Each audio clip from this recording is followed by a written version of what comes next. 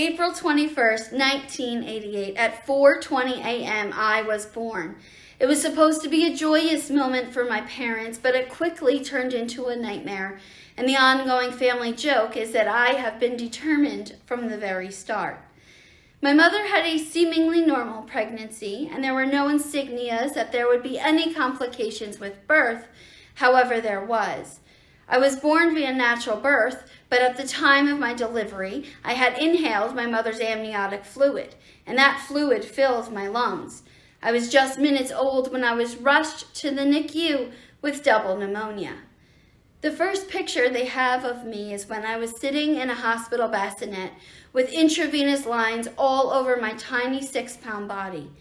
But the reason I'm alive today is because I took a breath on my very own, and it truly was a miracle that I was alive. Now, my childhood was fairly normal. My mom had given birth to my sister when I was 2, and I loved being a big sister. Growing up, there had not been any turbulent events in my life until 1994, when my sister Samantha was diagnosed with a hip problem called Perthes disease. My then 3-year-old sister had to live in a brace that held her hips in place during the day, and then at night, I would watch my mom wrap my sister's legs in ace bandages into this contraption that was attached to a hospital bed in the middle of our living room.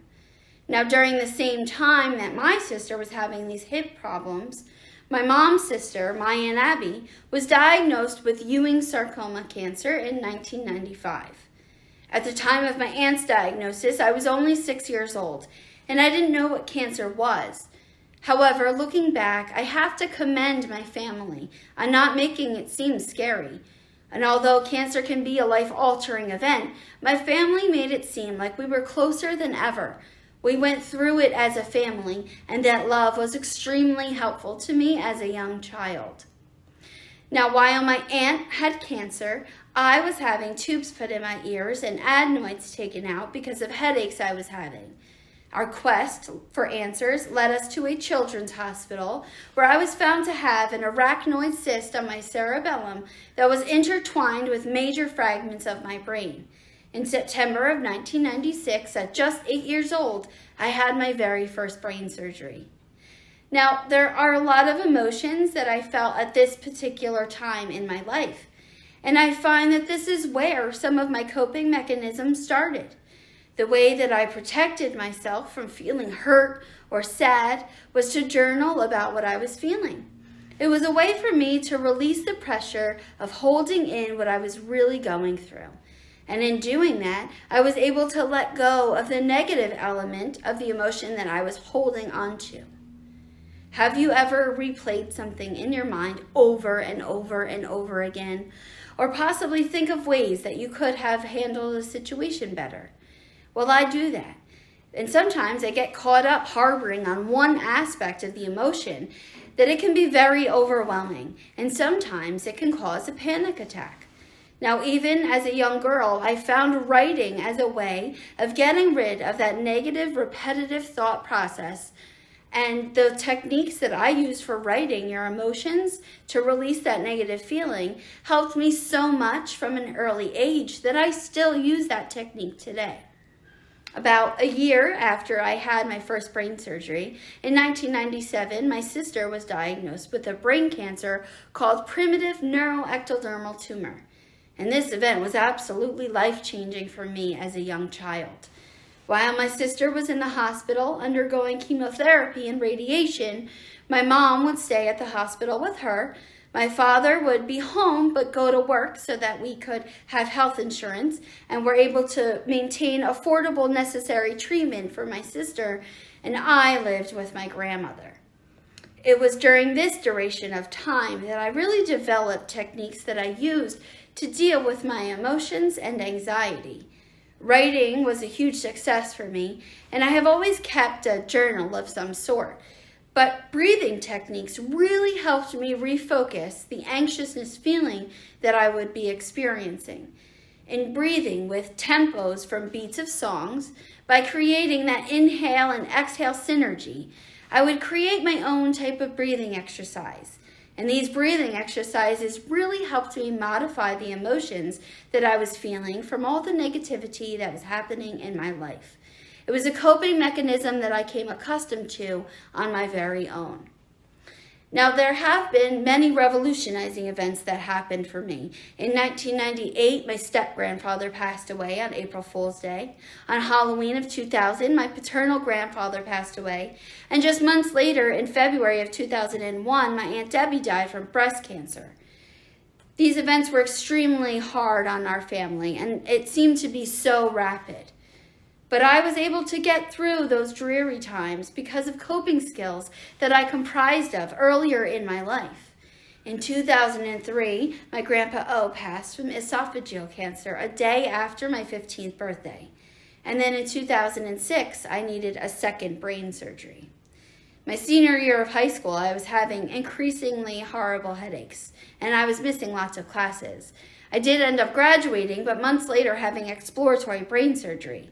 The cyst had ruptured when they cut into my skull, and I found that I was losing so much blood I needed to have 2 blood transfusions. During the surgery, the neurosurgeon nicked a nerve that goes to my eyes, and I came out of surgery completely cross-eyed. I still have double vision to this day, but I still have my vision. Within a year from my second brain surgery, in 2007, a third was scheduled. The hole that the surgeon made to drain the cyst into the 4th ventricle of my brain had closed. I also found out that I had hydrocephalus, which is excessive cerebral spinal fluid on my brain. I had to have surgery, and then within 6 months, I was having headaches again. I was very depressed and uncomfortable in my own skin during this time. While my friends were at college, I was having brain surgery after brain surgery, and it was mentally draining. But you know what I did with those negative thoughts? I took the heat that I had in my heart, and I manipulated it and used it as my motivation, my hump in the road, if you will. Yes, I needed to have another brain surgery. But get it over and done with so you can move on with your life. And this mindset is what drove my optimism to the next level. In trying to remain positive in life, I was able to always be optimistic no matter what situation had arose.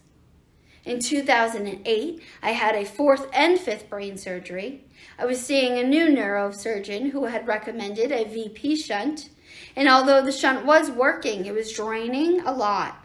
And I could barely sit up without the pressure dropping drastically. It would cause me excruciating pain.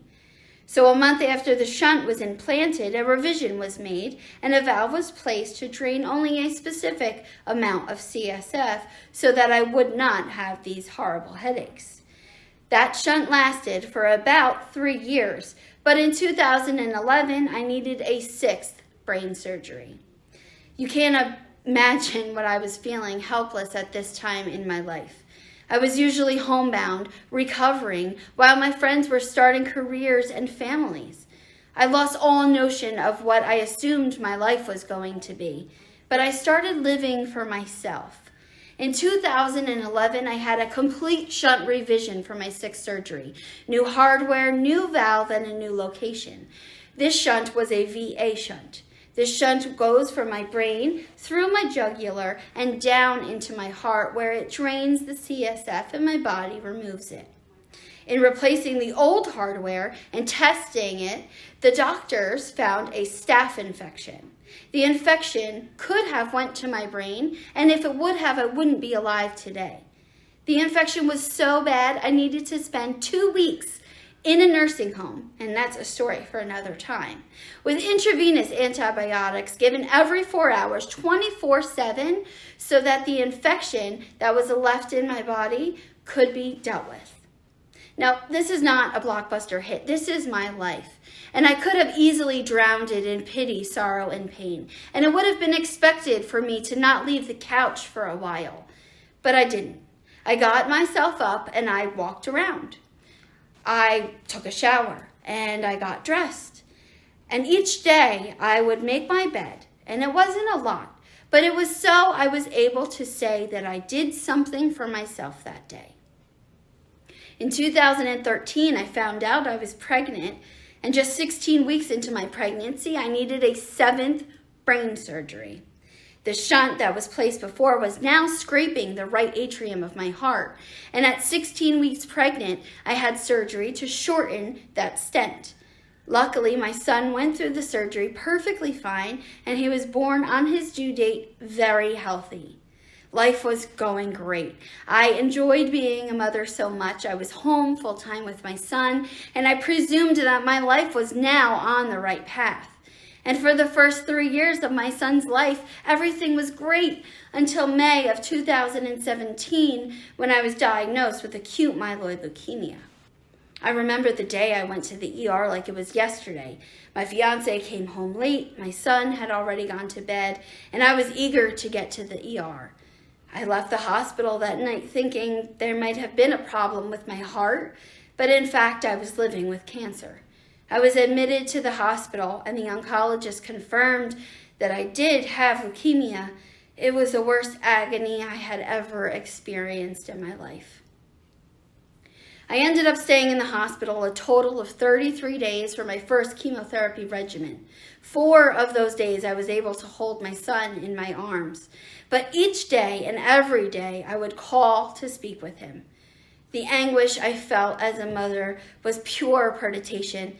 Hearing my baby screaming, crying on the other end of a phone line, begging for me to come home and asking me if I loved him still, it was crushing. Losing that mother-son bond with my child was the most shattering component of having cancer for me.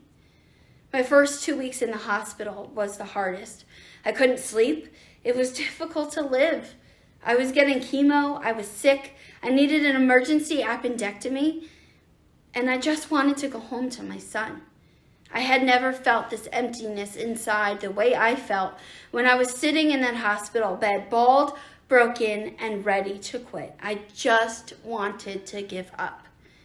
Have you ever heard a cancer patient tell you it's easy?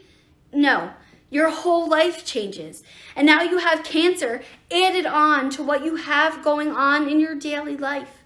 And that's really hard. I had a talk with my mom one day, and I said something along the lines of, "Mom, I don't think I can do this anymore." And she looked at me and said, "Yes, you can. You have to. That little boy needs you." And that was all I needed to hear. It was like something clicked in my brain. My son was my motivation, and I was going to fight for him. After induction chemo and 4 consolidation therapies, and thinking I was cancer-free for 6 months, I relapsed and had cancer again. September of 2018, I had another induction chemo, but because of a genetic mutation called TP53, I was given only a 10% chance of surviving, so I needed to have a stem cell transplant. Now, if you're counting, that's the 3rd time in my life I was told I may not have made it. Now, my cancer journey had such a deep impact on me mentally. I went through lots of transformation while I was sitting sick in a hospital bed, fighting to stay alive. I learned a lot about myself and how far I was willing to push myself. I studied new breathing techniques, I read poetry, I wrote in my journal, and I started a blog so I could communicate what I was going through on a daily basis. I wanted people to understand the good, the bad, and the ugly. I started bringing attention to all aspects of the cancer journey because I wasn't able to find a connection with any source that was describing or talking about what I was going through. So I started talking, and that was like therapy to me.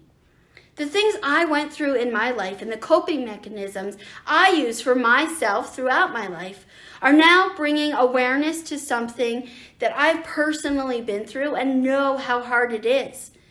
I have been through tough times, and I've had my fair share of spiraling emotions, but I have also gotten back up when I never thought I could, and that is a lesson that I have durably learned.